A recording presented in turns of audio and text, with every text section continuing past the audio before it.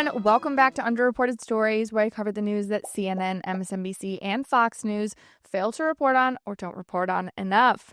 Ben Shapiro has dropped an interview with Ukrainian President Volodymyr Zelenskyy, and I believe the full interview is live now, but here's this teaser trailer that Ben dropped. I've got thoughts on the other side of it.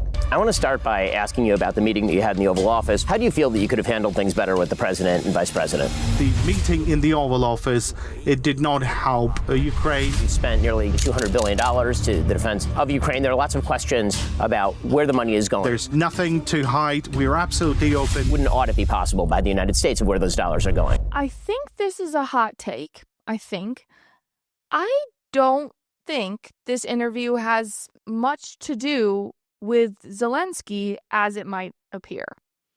One of the biggest rivalries in conservative media is Ben Shapiro versus Tucker Carlson.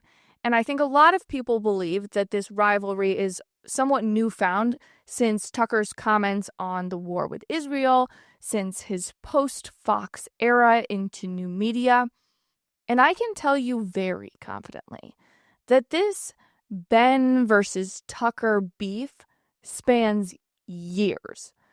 Tucker's view on Israel, like them or not, they are not new to the beginning of the war in Gaza. He has long held skepticism of the Jewish state, which can either be considered noble or evil. I'll let you decide. And I just find it interesting that the biggest interview Tucker has done to date is with Putin. And now we see Tucker's biggest rival, arguably, in the eyes of the public, Ben Shapiro, doing an interview with Putin's alleged biggest rival, Zelenskyy.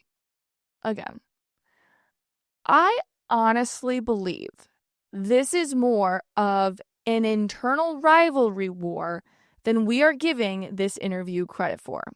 Because I think the very simplistic view of this interview is that Ben did it to ask tough questions of Zelenskyy in an effort to win some conservatives who haven't liked him since the beginning of the Israel-Hamas war over for business purposes. I don't agree with that. I can almost guarantee you that the toughest questions asked in that interview, and I have not watched the whole thing yet, so I could be totally dead wrong. But I have a feeling that the toughest questions asked in that interview are in the trailer that I showed you. And then Zelenskyy proceeded to lie through his teeth about them. You don't need to watch the interview to know that Zelenskyy didn't sit there and become an honest broker overnight and go, well, I'm sitting in front of Ben Shapiro, I might as well, tell the truth. He didn't sit down in the chair and go, yep, I'm going to tell Americans what they want to hear and be honest about what's going on in Ukraine. That's not what happened. And frankly, Ben Shapiro is Ben Shapiro. He doesn't need to interview Zelenskyy to make a name for himself. Nor does it do anything to change the tide of this war. The American sentiment of this war is pretty in place. Because at this point, if you listen to Ben Shapiro, he's pro-Ukraine. There's nothing that he's going to say that's going to dramatically change the tide unless he radically changed his views. And then you got to take into impact or into consideration the cost of a trip like this. This was likely a very small fortune to make this interview happen.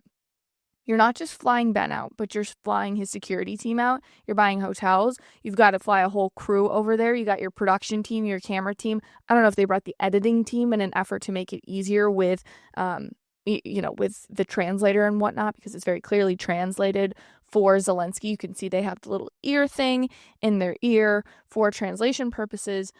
The whole shebang. And if the interview isn't really changing minds, because really none of these interviews are, people are pretty entrenched in this, then you've got to think, what is the rationale for spending a small fortune on this? Because people with American first values are not going to listen to this and go, oh, I guess you should go put a Ukraine flag in my yard. And the psychos who fly Ukraine flags in front of their homes as Americans, They're not going to change their minds either. They're the same people that have the science is science signs outside their home. They're not changing their minds. So why do this other than the opportunity? Alleged opportunity. And listen, I say all of this with the caveat of I have no bad words about Ben Shapiro or Tucker Carlson as individuals. I worked for companies that both of them have had stakes in, right? I worked for the Daily Wire. I worked for the Daily Caller. I don't know these people individually well, but I am close to people who are close to both of them. And honestly, they are both great leaders. They are both good people to their people. So this isn't meant offensively to them as people or to get you to pick a side. My analysis here is on this interview. And this interview strikes me as more of a dick measuring competition than it is about journalism. That's just how it felt to me. You could agree to disagree. Let me know your thoughts on it in the comments. I have lots of underreported stories for you, though, because certainly Ben Shapiro interviewing one of the biggest leaders in the world is not an underreported story by any stretch of the imagination. But here's what we've got on our docket for today. We have an update that proves Kilmar Abrego Garcia was even more entrenched in a gang. The media has found its newest criminal to paint as a victim, slow tier, tiny violin. And the Supreme Court heard oral arguments about LGBT books in schools, and libs on TikTok, not libs of TikTok, the liberals on TikTok are already trying to find ways to skew this story. So without further ado, let's get into the 5 underreported stories that you need to know. Today's show is brought to you by the Challenge the Faith podcast. It's a raw, real, and sometimes uncomfortable look at what it means to follow Jesus in today's world. Challenge the Faith asks the questions that most Christians are afraid to, like, why do we suffer? Why do we worship? And what does denomination even mean? Why does that matter? It's not a sermon, it's not a lecture, it's like a fly-on-the-wall experience of honest, small group conversations that challenge Christians and encourages skeptics. So if you're a non-believer, this is for you too. New episodes drop every Wednesday, and I was just on the episode that dropped April 23rd. Go check it out. I'm actually a co-producer on the show, so by helping this show, you are also helping me. I've linked it in the description if you're watching on YouTube. I'll link the actual Challenge the Faith YouTube channel. If you could follow it, that would mean a lot to me. Otherwise, it is tagged for your listening audience below. Thank you so much. In case you needed more of a reason to believe that Kilmar Abrego Garcia is not a good dude, a new report dropped uncovering that Abrego Garcia was driving a convicted human smuggler's car when he was stopped by police in 2022. So over about, I would say 2 weeks now, we've known that Abrego Garcia was stopped by police in Tennessee back in 2022 on suspicions of human trafficking. But he was ultimately let go with a citation for driving on an expired license. And at the time, the responding officers were concerned because they found 8 illegal immigrants with Abrego Garcia with no luggage driving from Texas to Maryland. And at the time, Abrego Garcia told the responding officers that he was bringing these people to, quote, perform construction work in Maryland and was driving his, quote, boss's car. And yeah, if you got pulled over and that was the situation, it's pretty sketchy, if I do say so myself. So, we've come to find out that the car that Abrego Garcia was driving at the time he was pulled over was owned by a man named Jose Ramon Hernandez Reyes. He is an illegal immigrant, convicted of smuggling illegal immigrants into the U.S. Sounds like a great boss. Good job. Great dude. Not. According to a record of the incident, the vehicle used by HSI Baltimore target, so that's Hernandez Reyes, was used in a human smuggling trafficking operation. The vehicle had made multiple trips to the southern border to pick up non-citizens. Hernandez Reyes, this is the boss again. He was deported in March of 2021 after he finished serving his sentence for human trafficking. He was caught in 2019 riding in the car with 8 illegal immigrants, including 3 who were previously deported to Mexico, El Salvador, and Honduras.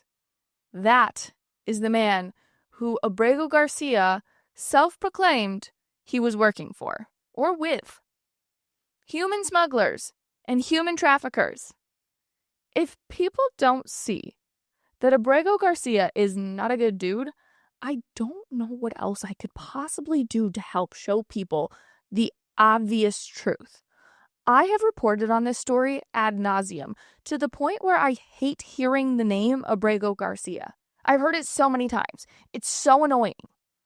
We have very clearly showed you on this show that this man has ties to MS-13, a notorious gang. And now he blatantly has ties to human traffickers, if not was a human trafficker himself. The more and more I learn about this man, the more and more I understand why not only the Trump administration, but the El Salvadoran president are so flippant with our media because they are so unserious about getting to the truth about who this man is. Which perfectly ties in to our next story, which is that the media thought, Kilmar Abrego Garcia, he wasn't enough. They found their newest criminal illegal immigrant that they plan on defending. I'd like to introduce you to Nascimento Blair, a Jamaican man who has an entire feature written up about him in the New York Times. This is how the Times is describing this man. Nascimento Blair returned home in shackles. He landed in Jamaica in February, 21 years after he had abandoned the island, seated next to dozens of his countrymen who were also handcuffed. And he stepped off the plane at the seaside airport in Kingston and felt the scorching Caribbean sun of his youth. Mr. Blair, 46, was greeted with suspicion.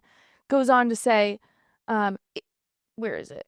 It was his criminal past that got him deported from the United States, where he was rebuilding his life and seeking redemption, mentoring people released from prison, caring for his fiancée with breast cancer, and taking classes at Columbia University. Okay, let me describe to you who this person actually is. So, Nascimento Blair came to America as a drug dealer, which is very underplayed in this entire New York Times article. After dealing drugs upon illegally entering America, which is a crime in and of itself, he was convicted of first-degree kidnapping and was then sentenced to 15 years in prison. He was convicted of that kidnapping in 2005, and an immigration judge ordered him to be removed from America in 2008.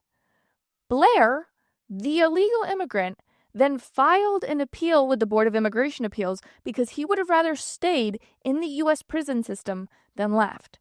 And when he finished out his sentence in 2020, the Biden administration, as well as the New York State Department of Corrections, released Blair onto parole. And then, as promised, the Trump administration and ICE went after criminal illegal aliens and arrested him in 2025. And the New York Times is now trying to make this whole story about nuance and redemption. They quite literally say, quote, his removal from the United States and dizzying journey back to the Caribbean raises a fundamental question Americans are grappling with as they consider the president's immigration crackdown. Who deserves to stay? The answer is no one. Unless you went through the legal immigration process and did your time and went through the process fair and square, the answer is no one. I don't care if you're a good person. I don't care if you're a bad person.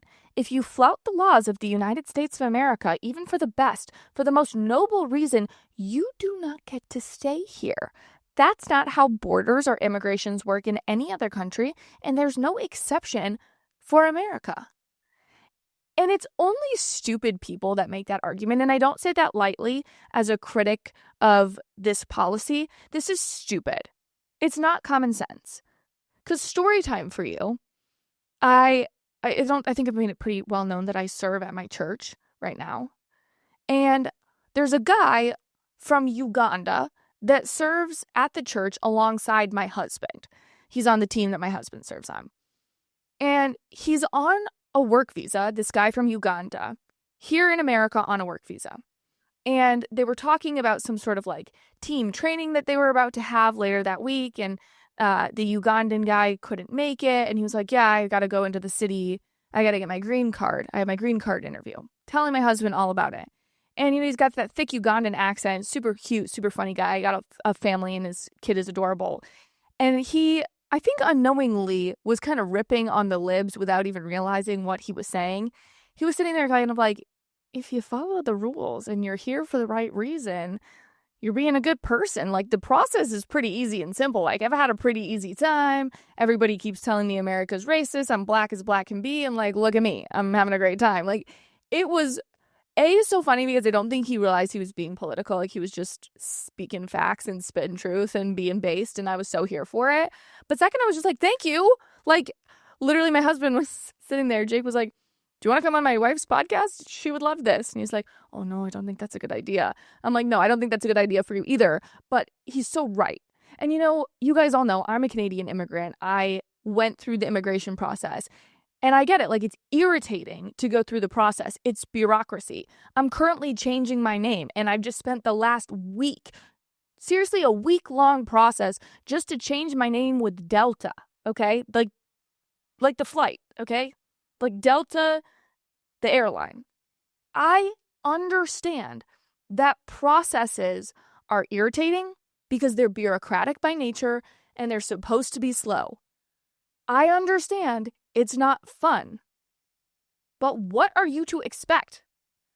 What are you to expect? That's how things work.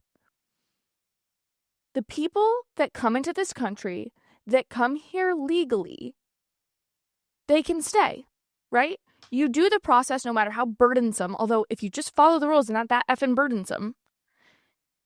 If you follow the rules, you're welcome here. Okay? I'm welcome here. I know that. I'm a citizen here now. That's good.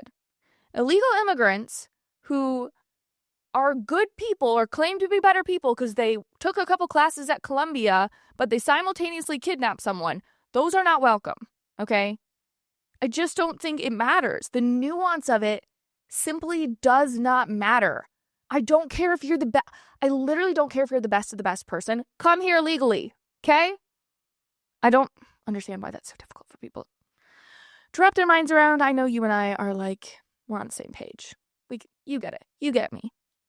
Anyway, I want to move from something that I think all of us can agree on to something that might split us and divide us and spark some debate. So, moving on to our next story. Cornell University every year has what they call Slope Day, a tradition where students hire performers and celebrate the end of classes and graduation. And this year, the student body hired a singer named Khelani. And Khelani immediately became contentious because in 2024, she made a spate of Instagram posts saying things like F Israel, it's F Zionism, and it's F a lot of y'all too. She also posted a graphic saying, long live the Intifada, which the Intifada is the call to eradicate Israelis. And she made another post saying, dismantle Israel, eradicate Zionism. And I do not say those things lightly. Those are awful things to say, and I'm sure she's maybe not the brightest bulb and doesn't exactly know what she is saying. And I could go on. Like, those are just kind of the beginning of the awful things that she said. She got a ton of posts. They're definitely anti-Israel. We'll say that. And of course, this decision is made at the time that the Ivy Leagues, including Cornell, are under intense scrutiny from the public and the federal government for creating an environment where, conservatives like Ben Shapiro, great circle back there, he's viewed as the most evil thing in the whole wide world. But students, or maybe I should pick an example that isn't Jewish. I don't know, like Candace Owens. Candace Owens is viewed as like the most evil thing in the world because she's conservatives. But students calling for terrorism against Israel, those are not considered problematic. That's free speech, okay? They have a two-tiered system of free speech, to put it simply, okay? So Cornell's president put out a statement announcing that the school had rescinded Khelani's invitation to perform on Slope Day after all of these tweets came out. Here is what the statement reads. Dear Cornellians, I don't know why that's kind of funny. Cornellians. It's like a little cute, even though these people are crazy. Anyway, Dear Cornellians, Slope Day is a cherished tradition at Cornell, a time for our community to come together and celebrate. Unfortunately, although it is not the intention, the selection of Khelani as this year's headliner has injected division and discord into Slope Day. For that reason, I am rescinding Khelani's invitation and expect a new lineup for a great 2025 Slope Day to be announced shortly. Now, one of the things that's made this contentious, and I'll stop reading this note, I do want to finish it, but one of the things and points that matter that's made this contentious is that in order to throw Slope Day, all of the student activities fees, which are mandatory spending as part of your tuition at Cornell, are being used on this person. So similar to the way that conservatives argue, why is my taxpayer dollars being used to fund Planned Parenthood? Jewish students are going, why is my money being spent on somebody that wants to eradicate the Jewish state? Fair. I think that's fair. Goes on to say, in the days since Khelani was announced, I have heard grave concerns from our community that many are angry, hurt, and confused that Slope Day would feature a performer who has espoused anti-Semitic, anti-Israel sentiments in performances, videos, and on social media. While any artist has the right in our country to express hateful views, Slope Day is about uniting our community, not dividing it. Going forward, we will work together to revise the process for researching and selecting performers for this important annual event. I understand that my decision will be celebrated by some and criticized by others. I believe it's the right thing to do and the decision I must make to ensure community and safety at this high-profile event that reaches the entire campus. Now, you can come to your own conclusions on this, and I highly encourage debate in the comments about this. But let me just give you my quick point of view. I think we are getting dangerously close to speech censorship, and I am very pro-Israel. Khelani's views, to me, are reprehensible. But she's not coming to give a speech on foreign policy. She's a singer. And I have very long advocated for separating the artist from the politics. Otherwise, honestly, I think life would just be less enjoyable if everything was about politics. That's no fun. And it's always conservatives that do that. You don't see liberals out here saying, let me separate Morgan Wallen as an artist from his politics. Never. Now, I do think that it's entirely in the realm of understanding that Cornell would have a vested interest in being part of these negotiations and putting stipulations on Khelani's performance. A conversation between Cornell and her management saying something along the lines of we agree in Khelani's right to spew whatever anti-Israel, anti-Semitic garbage she wants to, but that's not what we welcome at Slope Day. So we ask that as part of her stipulations for payment that she not make comments about any ongoing political commentary, any political matter, okay? Come, sing, dance out. And if Khelani can't do that and she wants to back out, then that's on Khelani, and it says a lot about her. And if she does, she comes, she makes those comments, then we're not paying her. And in that case, the student dollars aren't being used on that. But I saw this post from Glenn Greenwald. He's the host of Rumble's System Update show. And it's a very succinct version of how I feel about this situation, even though, again, I'm very pro-Israel. So on X, Glenn Greenwald is quote tweeting the Cornell University statement rescinding the invitation of Khelani. And he says, one of the most insidious aspects of a censorship regime is the chilling effect, meaning self-censorship to avoid in advance punishments from allowing prohibited views to be heard. There are multiple cancellations of speakers at American universities who are Israel critics. Notice that NYU canceled a speech by the former president of Doctors Without Borders because he was going to discuss what was happening in Gaza. There was a slide about the death toll in Gaza that, quote, could be perceived as anti-Semitic, and NYU opted to cancel this. Glenn Greenwald then goes on to say, remember all the cancel culture BS. Now, someone who disagrees is a man named Gerd Hansma, who said, come on, man, how many times have Riley Gaines, Ben Shapiro, Charlie Kirk, Jordan Peterson, Gad Saad, Rod Schneider, you name it, had gigs canceled for their views? I'm not in favor of it, but it happens. Glenn went on to say the U.S. government has withdrawn billions of dollars from universities as punishment for allowing too much pro-Palestinian or Israel criticism on campuses.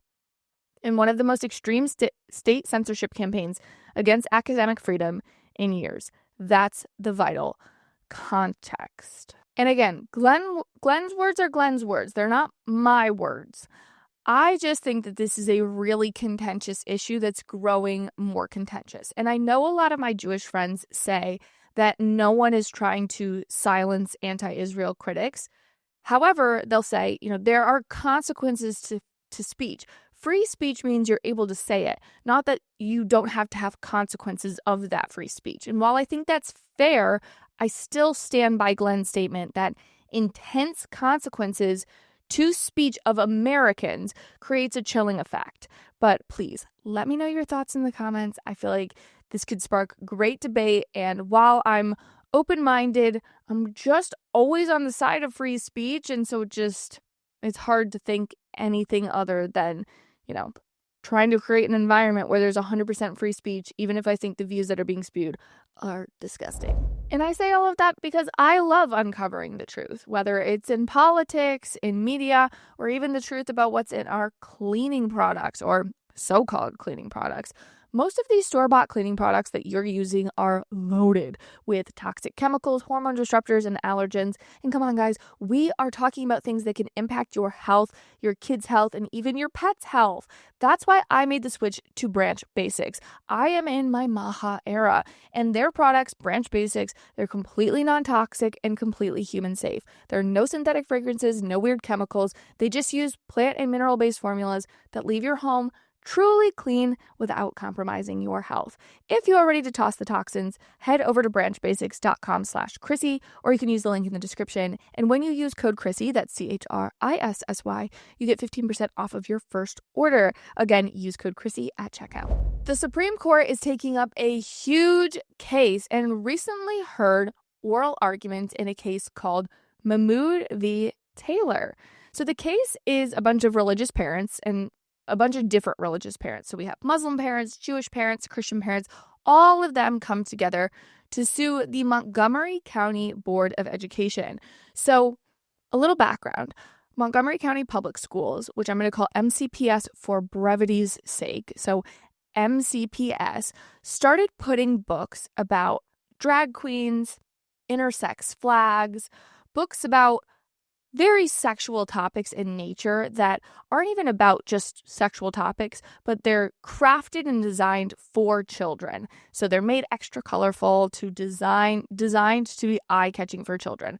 Those books about those topics were put into the libraries of not just the school library, but we're talking about classroom libraries, meaning preschoolers now have access to books about gender identity. And it's actually so interesting because I remember covering this because I was an education reporter in DC before I moved out to Nashville and got more into commentary. And MCPS is right outside of DC. It's in Maryland. And the parents at the time that I was talking to were really upset because these inclusivity books were announced in 2022 for students in pre-K through 5th grade. Mind you, these inclusivity books, this was all at the time when we were slightly post-COVID and education was like the hottest topic in the nation. And these books weren't just like available in the classroom library. Like they were taught. They weren't just sitting there in the classroom. Not even then, like not just sitting there for the kids to grab off the shelf. They were part of the curriculum as well. So what the district did was they put it under a guise of teaching English, inclusive English. So you would go to English class and one of the books as assigned reading was like, Timmy's a girl now or something like that. It's nuts. Like it's literally nuts. So this became so contentious. These school board meetings were getting literally insane. Like I said, I was like bearing witness to this in 22. Or I guess it would have been 21 that this was like really going down, that they were starting to get in the classroom. And then 22, it was like implemented into the district curriculum. So in that time period, the district created an opt-out option where kids could be removed from the classroom whenever it was time to bring out the LGBT activist books. But that really quickly devolved because the district in 23 basically admitted that the ideology was so ubiquitous across classes that it was becoming burdensome on the teachers to opt kids out of so many lessons. So the school board revoked the opt-out option. So if parents don't like what kids are being taught, that, which, by the way, the teachers in this district teach the kids that doctors guess your gender at birth. If that's offensive to your religion or your sense of reality, the district basically said, you can't send your children to this taxpayer-funded public school. It's not for you. Now, that is what the case is about. The case is about whether parents have the ability to opt out of these lessons. And I can already tell you that the morons on the internet think that this Supreme Court ruling is about whether LGBT books are allowed in the classroom or not. That is not what this is about. This is about whether parents have a right to opt their children out of lessons that they deem morally, spiritually, and emotionally damaging for their children. Now, I'm not dumb and I'm not a liar. So, of course, the effect of this is that, yes, fewer books about gay sex are going to pop up in preschool classes. Boo-hoo. I don't care. I don't think anybody in this audience cares. But yeah, that will be the effect of it. But it won't be illegal to have these books in schools. It's just that the public schools are no longer going to be teaching preschoolers about gender ideology. Cry me a river. Now, I would be really shocked if the Supreme Court ruled against the parents in this case. However, it does seem that one justice has already made up her mind about this. Ketanji Brown Jackson, that's how you say her name. She could be heard in the oral arguments making one of the dumbest comments I've ever heard. And I guess I'm struggling to see how it burdens a parent's religious exercise if the school teaches something that the parent disagrees with. You have a choice. You don't have to send your kid to that school. You can put them in another situation. That's the answer. If you don't want your child to read books that border on corn, you have to pay to send your kid to private school. Oh, and the school district or the government can't help you out because they don't believe in voucher programs to help take your tax dollars from the public school to make private school or homeschooling more affordable. You must give your tax dollars to the school that hates your values, and then you can't even utilize the public resource. I actually really wish Ketanji Brown Jackson was actually right about this, because I wish you could just send your kid to private school and take the money with you. That would be great. Because let's be honest, schools like MCPS would not thrive with parents on a mass exodus from the school system because their kids are learning about corn. Then MCPS would change their ways immediately. We wouldn't even need the Supreme Court, okay? But the public school system is a monopoly taking tax dollars. And so when parents can't afford to send their kids elsewhere, they get told to shut up and have your child indoctrinated. That's not America. Or at least it shouldn't be. But that's the reality that we're living in. Somehow Ketanji Brown Jackson is slowly saying that she's, for school choice? Great. If that's the outcome of all of this, great. Sounds good to me. Speaking of court cases, we do have one final story for you guys. So a court ruled that Sarah Palin was not defamed by the New York Times. I'm going to break all of this down for you because I had not remembered this story. It had been so long. So back in 2017, the New York Times authored an editorial directly linking Sarah Palin to a mass shooting and assassination attempt on Arizona Representative Gabby Giffords. So Sarah Palin alleged in court that she received death threats following the Times' editorial, again linking her campaign rhetoric and I believe her nonprofit to that assassination attempt.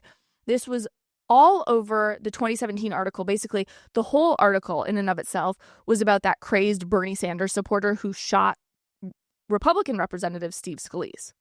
And the Times was playing this game of whataboutism, saying don't blame the Bernie guy, because remember when Sarah Palin's nonprofit helped, the things they were saying were linked to the shooting of Gabby Giffords? They said that without evidence, okay? Now, the Times corrected the editorial the day after it ran, stating explicitly that they had, quote, indirectly or incorrectly stated that a link existed between political rhetoric and the 2011 shooting. Now, the Times in court didn't argue that they didn't smear her. It's just that their lawyer argued that Sarah Palin had not met the standard of actual malice, which means that Palin's lawyers could not prove that the Times knew they were lying about Palin without the intent to harm her. It doesn't mean that the Times wasn't wrong. It just means Palin's lawyers could not prove actual malice in court in a Manhattan jury. So where I think this story got really interesting is that the New York Times editorial director, at the time of this incident where they had to issue a correction and posted this story about Sarah Palin in the first place, the editorial director at the time was a man named James Bennett. And if you're like, that name sounds familiar, you're going to recognize him because James Bennett was the man who was forced to resign from the New York Times after publishing an op-ed from Republican Senator Tom Cotton in 2020 during the Black Lives Matter riots that sent the whiny leftists over at the Times into a tizzy. So Bennett reportedly tearfully apologized to Sarah Palin in his trial testimony. And now Palin's team says they're planning on appealing the verdict. But we shall see. I just thought that was so interesting, that little nugget in there that Bennett, who has really had a 180, if not 360-degree turn away from the New York Times, is now sitting there going, oh my gosh, I think we messed up. It's just really interesting. Really interesting. I also wonder what the outcome would be if this wasn't taking place in Manhattan. Although there's no reason for it not to be. It's, the New York Times, but you never know what the outcome would have been otherwise. Anyway, before we wrap up today's show, some really dumb behavior crossed my desk this morning, and I knew it was a matter of time before the woke Easter sermon started going viral. But according to Breitbart, a Methodist pastor in Illinois did a sermon on how, I don't even like saying this, on how Jesus was actually an undocumented immigrant. And this pastor was just trying to do that to advocate for open borders. Watch this. Jesus was undocumented. Let me just say that again and let that sink in for just a moment. The very person we're celebrating today, the very one in whom we worship, was undocumented. Jesus was a refugee. Jesus knew what it was to flee in fear and to live as a stranger in a strange land. Jesus was that person. If Jesus came today in flesh and blood, would we even let him in? Would we let him cross our borders? Would we let him into our synagogues and sanctuaries? Or would he be met with a wall, a cage, or a flight out of the country to El Salvador? When I watch clips like this, I feel so bad for the people being shepherded by this man.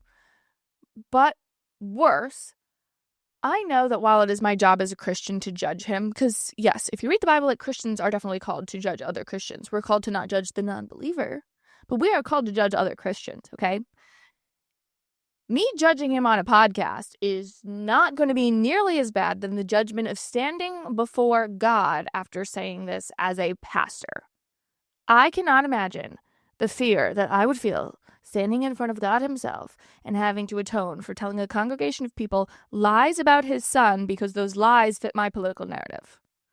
I would be so terrified. It's why I don't talk about my faith that much, and I very much talk about it from a testimonial point of view, because I don't want to say that. Like, I am afraid of no man on this earth, but I am deeply afraid of the Lord, and I would be so terrified, and that is exactly what is going to happen to this man one day at the end of his life. Big yikes for him. So, while I am cool to pass judgment on him, that's totally fine. We are called to do that as Christians. There was one comment that struck me as truly profound, and it really effortlessly debunked this logic better than any judgment or commentary that I can make. So it's from somebody on Twitter with the username Mar50cc50, and it says, "Listen up, Pastor Woke. You want to twist scripture to push open borders? Not on my watch. Jesus wasn't undocumented. He didn't sneak across borders, dodge law enforcement, or get taxpayer-funded hotel stays. He wasn't part of a cartel convoy or hauling fentanyl in a backpack. He fulfilled prophecy, not policy violations. Let's not confuse the savior of the world with illegal immigrant entry. That's not theology. That's leftist propaganda in a clerical collar. You ask, would we let him cross our border? Here's the real question. Would he break the law to do it? The answer is no. He'd walk through the gates with honor and purpose. Stop using Jesus to justify lawlessness. The Son of God came to save souls, not to bypass immigration checkpoints. I have chills. Chills. That was an incredibly profound, which you rarely get profound takes on Twitter. No offense, but this was awesome. An incredibly profound takedown of an incredibly stupid person's comments. Amazing. I don't know who this man is, but if somehow that man is in my audience, or woman, although I doubt it's woman, but if that person is in my comments, much love to you. You're a very smart and thoughtful individual. Anyway, I got a quick update for you guys. Next week, we will have 2 regular shows, but we're going to be having some awesome guests because I'm going to DC, baby. I have some meetings at the White House next week. I'm also going to be speaking on a panel about the impact of influencers on the elections. So I'm going to be having a whole week in DC. I'm going to vlog the whole trip. So the new vlog will be out on Cinco de Mayo. That's my goal, at least. But if you want to follow along in the week as it's happening, please make sure to follow me on Instagram, linked below. I just didn't want you guys to see posts of me in DC and be like, oh no, is the show off? No, like I am committed to this show. My goal is to do 100 episodes by the end of the year. I want you to have all the content. I am sticking to this podcasting dream I have of mine, even if only 5 people watch. I'll just keep going. I don't care. Anyway, if you're a real one and you made it to the end of today's show, will you drop the newspaper emoji as an homage to the New York Times, be it covering illegal immigrants or making it past a defamation lawsuit by the skin of their teeth. Anyway, I will see you guys next week. Bye. Thanks so much for watching. If you liked what you heard, please be sure to subscribe and leave a comment about how beautiful, intelligent, and funny I am. And if you want more content, click right over here for more videos and clips of my show. I'll see you back here next time. Bye.